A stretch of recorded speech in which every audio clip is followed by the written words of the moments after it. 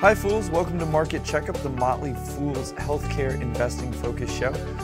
Today let's take a look at the winners and losers, and it's just really a big loser today. Amarin shares plunged 24% after the FDA officially rescinded an SPA for its refined fish oil drug Visipa's phase 3 trial called Anchor. Now, the success of this trial, which did hit the primary and secondary endpoints as specified in that now defunct SPA, would have expanded Visipa from less than 5 million potential patients to over 30 million patients.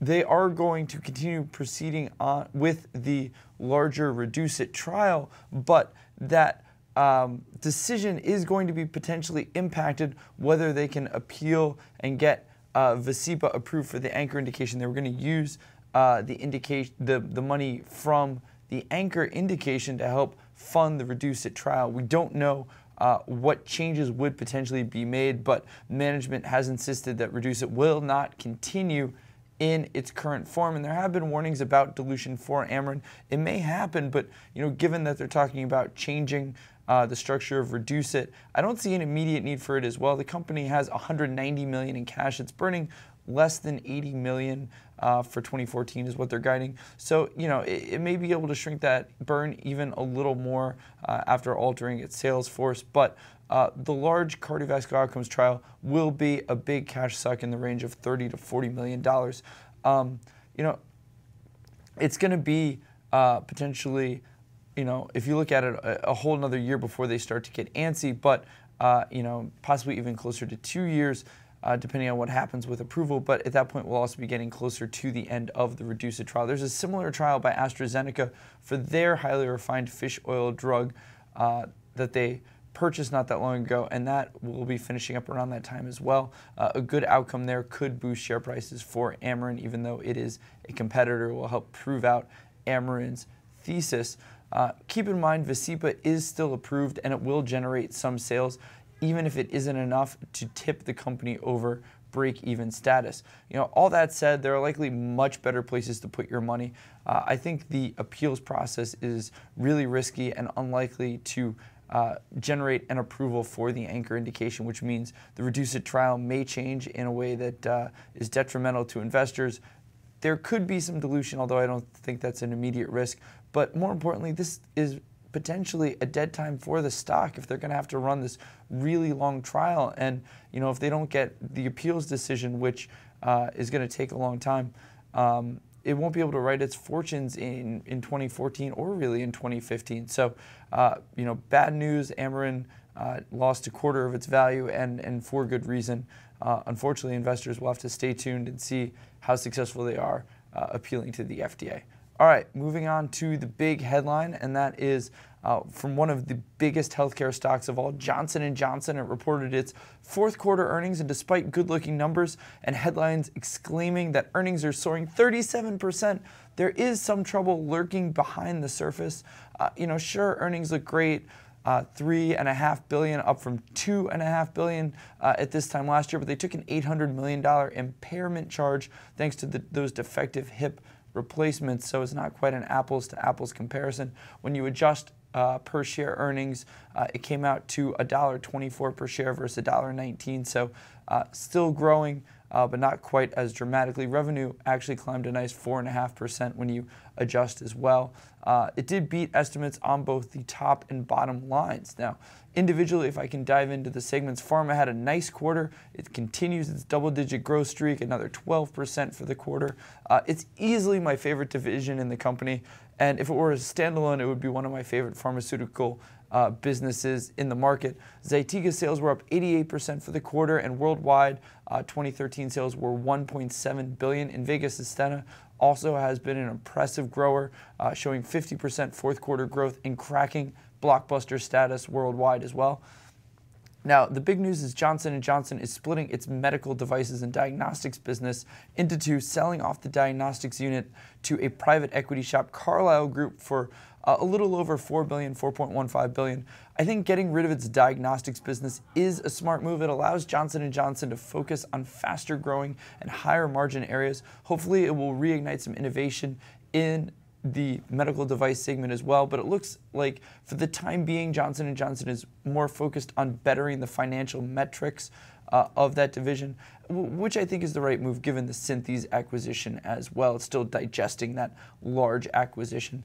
What caused the high volume sell-off on the news of Johnson & Johnson's earnings, and keep in mind, it was high volume, but the sell-off was only a couple of percentage points, is that J&J's 2014 guidance is coming in worse than analysts anticipated. The Street's number of $5.85 per share is at the high point of J&J's range, and that doesn't include losing the diagnostics business. However, I do think Johnson & Johnson is being a little overly cautious. I like what the pharma business is doing, and it should continue to have good momentum.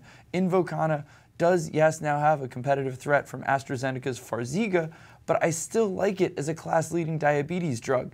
And even more exciting is ibrutinib, which Johnson & Johnson partnered with Pharmacyclics on. That launch will be one to watch. It is a game-changing blood cancer drug, and it has certainly blockbuster status, I feel like, in the cards. A lot of people are talking about $3-4 billion in peak sales, so a lot of excitement there with that. Also, I am a little concerned, however, about Zytiga. It is facing a competitive threat from Medivation's Xtandi. I don't think Zytiga will start declining, but its growth rate may be impacted by what is arguably a superior drug. So, Johnson & Johnson, I think, may have been sandbagging a little on guidance. It did have a strong quarter, and it's a pretty safe name. It's not obviously going to be one of the fastest growers, but with a nice dividend yield and a nice diversified set of businesses, and they're focusing on their higher margin businesses, I think it's a pretty well-positioned stock for 2014. And moving on to the watch list, where I discuss what investors need to be looking out for. And this is something I actually hinted at last week as well. I'm still extremely focused on the managed care sector and especially their upcoming earnings. We've seen some reporting so far, but it is a great time to look as to how these big insurance stocks are dealing with the Affordable Care Act. And Aetna, whose CEO Mark Bertolini has voiced his discontent more loudly than his peers, is taking another shot across the bow of Obamacare, saying the company could be forced to quit the program altogether. During a recent interview with CNBC, Aetna and the other insurers will submit their rates for the program in 2015 on May 15th, which is a month and a half after enrollment closes in March. Now, Bertolini is concerned that a double-digit rate increase year over year would be considered so unpalatable as to potentially force Aetna from supplying Obamacare coverage. But this is the important part. Any rate increase will be subject to the overall risk pool, which we don't know yet. So it's really all just hypothetical fantasy at this point. For those who are Aetna shareholders, you shouldn't be too concerned yet. Obamacare revenue should only be about 3% of the company's revenue for this year. But what isn't hypothetical was his comment that the exchanges have only seen 11% of the take rate come from the previously uninsured. The rest is from people who are already in the individual market. He didn't think it was doing a great job getting to the uninsured. However, I think the Medicaid expansion, which is not as talked about, has been successful in the states where it's been allowed. And the people who are now allowed into this expansion are a lot who fell through the cracks previously. So we're seeing more uninsured coverage there. The most interesting point that Bertolini made, and this is beyond Obamacare, but it's something I've been echoing for a while, is that the exchange model is here to stay. By the end of the decade, he estimated 75 million Americans would be on insurance exchanges, about a third of which would be on the public Affordable Care Act exchanges. The rest, about 50 million, would be on private exchanges. This would be as companies shifted from a defined benefit, which is our employees get health care coverage, to a defined contribution, as in we're going to write you a check for health care coverage. Here's an insurance exchange provided by a company like Aon to go and pick a plan on. So the managed care companies are going to be increasingly competing over an exchange model. Now, what is important for investors to watch is going to be 2014 guidance and these earnings conference calls. And we're talking about the big insurers. United Health has already reported. WellPoint reports the 29th. The rest are in February. I highlighted Medicaid expansions just a moment ago as something that has been successful in enrolling a lot of people. And stocks like Centene and Molina are direct beneficiaries.